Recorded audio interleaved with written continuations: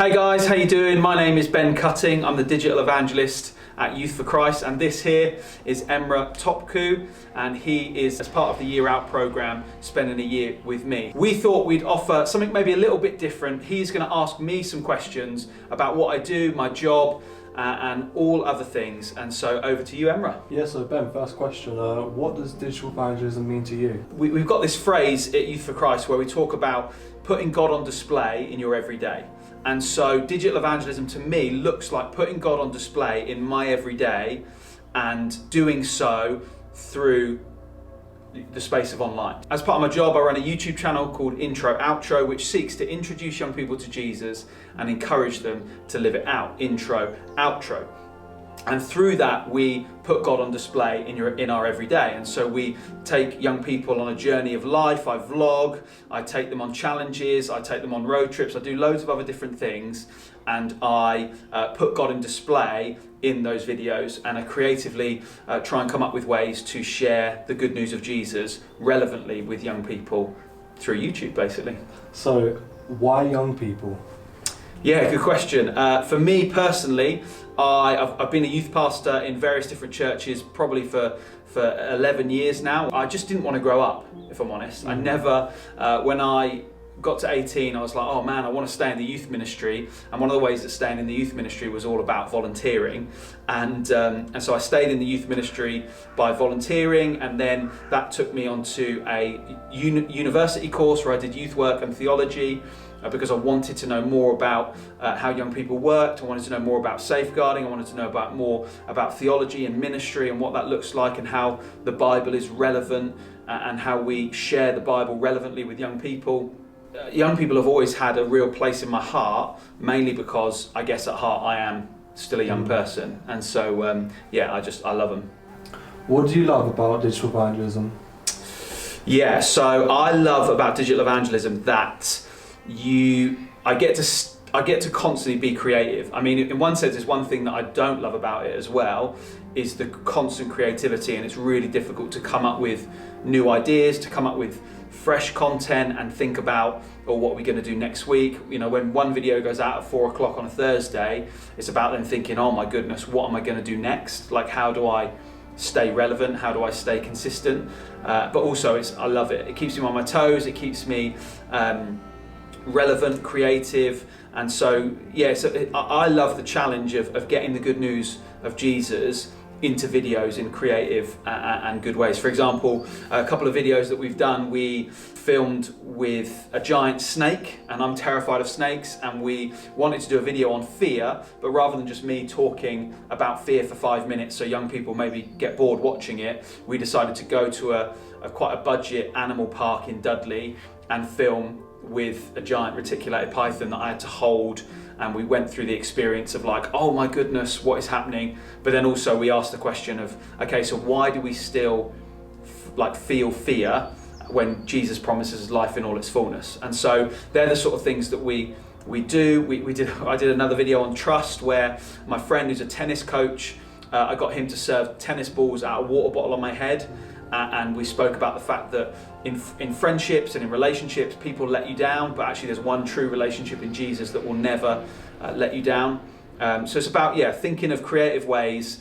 Not every video has a gospel message. Some are just to build rapport with young people, but thinking of creative ways to tell the young people the good news of Jesus in ways that they love to watch and they love to experience something as well. You talk about struggling sometimes with content ideas and staying relevant. Do you want to give us an insight on how you stay relevant? Yeah, great question. I think it's really difficult to think through constantly new ideas, and what I do is I come up with crazy ideas, and then Youth for Christ, rightly so, scale it back, because obviously it's ridiculously high budget and just crazy, and obviously with COVID in particular, you have to stay relevant in your house or in line with the government guidelines. So part of my ideas is thinking like wild and crazy, and then scaling it down to the point where I'm like, okay, it's still a great video idea, and it's still awesome, and it still gives young people the experience and something that they would want to watch, and actually there's a way in which we can share the good news of Jesus. So last summer we had this whole idea to do Festival Friends. We were going to go to all the festivals across the UK, and I was going to meet up with people, and we were going to film and call it Festival Friends and do 4 or 5 videos. And then obviously all the festivals got cancelled, so we had to think, okay, what else can we do? And then we came up with this idea of August adventures, and again within the government guidelines it allowed us to climb Snowdon or go to Scotland on a road trip and do some of the things. And then the people that I went with on those trips, I asked them what is their greatest adventure, and off the back of that it was a conversation about, well, actually for them following Jesus is the greatest adventure. And so yeah, it's just about basically scaling back what we can use, what the guidelines allow us to use, but then also how wild, wacky and crazy can we actually be and can we actually get away with. So yeah. So when you think of YouTube and YouTubers and success and subscribers, like what does success look like to you? I think that for me is where I've had to change my attitude on what success looks like and how it works and how we do success well. I think success for me looks like a YouTube channel that is consistent. So we set out right from the beginning when I took this job almost 2 years ago. I wanted to do a video every single week without fail, whether rain, shine, sickness, whatever happened, I wanted to be consistent with it, because that's how you grow on YouTube, is consistency. So the first is consistency, and the second is something that I call timeless truth. And that is, I want to look back at the videos that I make, and though culture may have moved on, I want to look back and think the truth of what we've spoken about, the truth of who Jesus is and what he says about young people has never changed.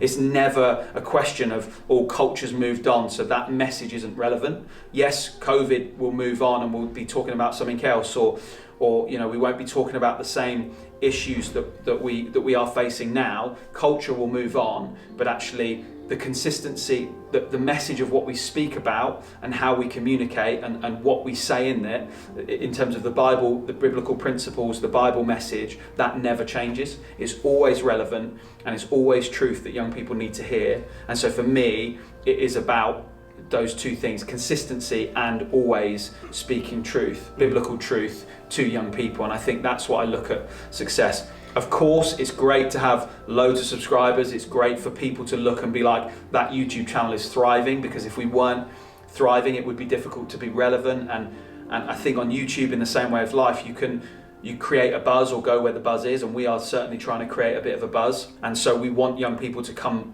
to us and see our YouTube channel and think, wow, they've got lots of views, they've got good subscribers. But actually what I look at success for is those two things. Consistency, can we be consistent every single week in, week out? And also, are we going to relevantly share the biblical truths that never ever change with it? So yeah, those two things definitely. So when we hear about digital evangelism, we always think about young people. I want to know, how do you evangelize online to your friends?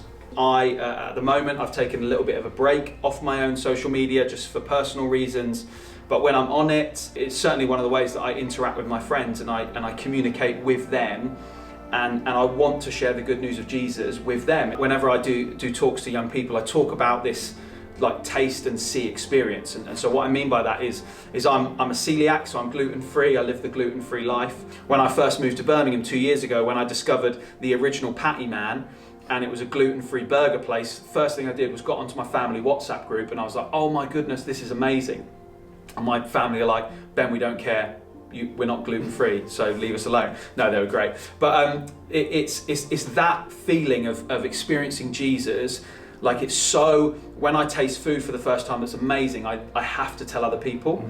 And so it's the same with Christ. I have tasted something that's changed my life and had such a deep and profound impact on my life. I have to tell other people, and I want them to experience the same thing that I've had it happen to me, that life-changing grace.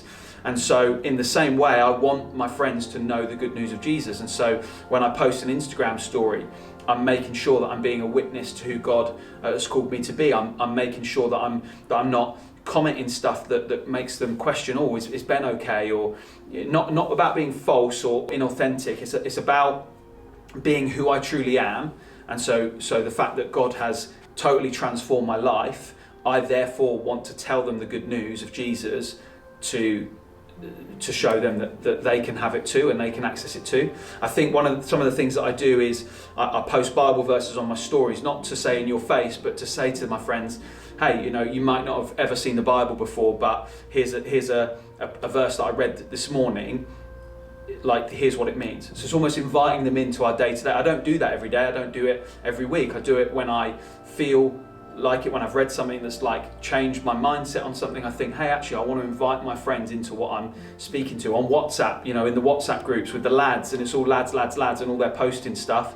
And then somebody's been quiet for a little while. I reach out to them privately and I say, hey, I haven't heard from you in a little while. Just want to check, is everything okay? Can I pray for you about anything? So it's about bridging that gap and showing actually there's a way to not, I don't have to put on my Bible bashing hat and be like, oh, I'm a Christian, because that's what you expect. But actually I can be Ben Cutting in every walk of life, but actually Jesus flows out of me because I've tasted and I've seen the goodness of him. And so now I want my friends to taste and see the goodness of him as well. There might be some people watching it today and they think that digital evangelism is really cool and they might want to get started on it. Do you want to give them any pointers of how they can get started with digital evangelism? Yeah, it's a really simple thing. If you have Facebook or Twitter or Instagram, whatever social media account you have influence. And so my encouragement to you is not to, when you sign into those things, to be a different person. It's actually to be authentically you and show Jesus on those platforms. So it might be as simple as reaching out to somebody and being kind to somebody. Today there's all this stuff at the moment, and this hopefully will still be relevant when this goes out, but there's all this stuff at the moment about the European Super League, and the owners have just come out. And one of the owners in particular, the Liverpool owner, came out and he apologised to the fans in a video.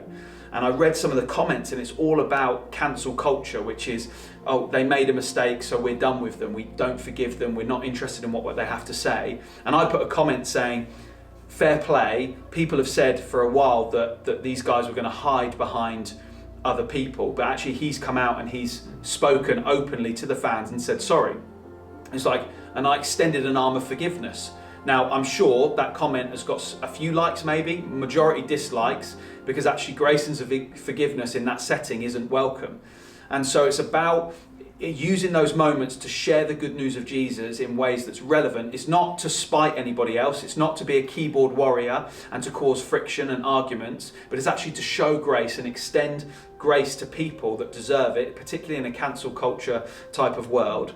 And so we have to, in whatever setting, you don't have to be able to get lights and cameras and all this sort of stuff and a backdrop to do digital evangelism. If you see any of our videos, we do it in a very basic and a very simple way, but we do it in a way because we're called to share the good news of Jesus. And as you are as well, to share the good news of Jesus with your colleagues at work or your friends outside of church. Like, they need to know the good news of Jesus. And one of the ways that they can know is, sure, peer-to-peer evangelism when you're friends, when you're doing life together, when you invite them over for dinner in post-COVID world. But actually, one of the ways you can do it is through showing the good news of Jesus online.